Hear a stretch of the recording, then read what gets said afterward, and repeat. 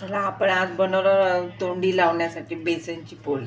हे पहा, कोथिंबीर, कांदा, हिरवी चटणी वाटलेली. दुपारच्या वेळेला आपल्याला तोंडी लावायला भाजीला काही उरलं नाही, ते बेसनची पोळी मस्त लागते. रात्रीचं माझं डाळ फ्लॉवरचं कालवण आहे, त्यातच मी भात आता घालणार आहे आणि मस्त अशी पोळी बनवणार आहे. चला तर मग. तर हे पहा मंडळी, बघा तुम्हाला दाखवलं पण कांदा आणि कोथिंबीर मी कापून घेतले, टाकले, मीठ टाकले आणि हिरवी मिरचीचं वाटण केलेलं ते 1 चमचा टाकले.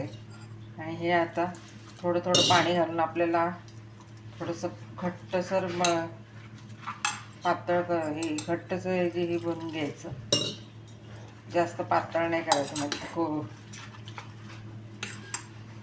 करपून जाते पोळी. आपल्याला तुम्हाला कसं तिखट हवं तसं हिरव्या मिरचीचं किंवा लाल तिखट घालून बनवू शकता.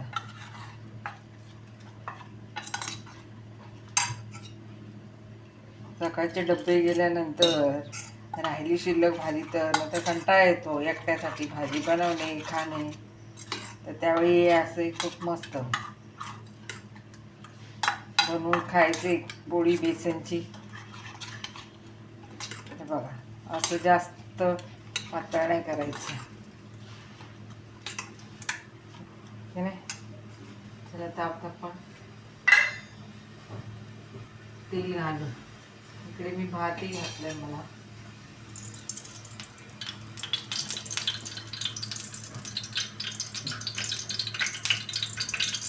तेल टाकलं आपल्या तव्यामध्ये. आता आपण यात पोळी घालूया. जास्त मोठी टाकायची नाही किंवा पातळ. तिखट आपल्या आवडीप्रमाणे टाका. कोणाला लाल तिखटाची आवडते, कोणाला हिरवी मिरचीची. आमच्याकडे हिरवी मिरचीचीच खातात. तुमच्याकडे कशी खातात मला कमेंट करत जा. तुम्ही व्हिडिओ बघता, लाईक करता, सबस्क्राईब करत नाही, कमेंट करत नाही, मला कसं कळणार? तर पटपट आपल्या चॅनलला सबस्क्राईब करा आणि कमेंटही करा.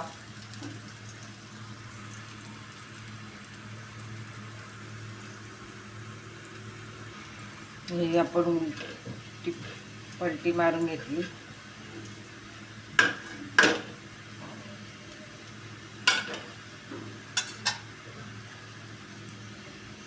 छान अशी खरपूस भाजायची.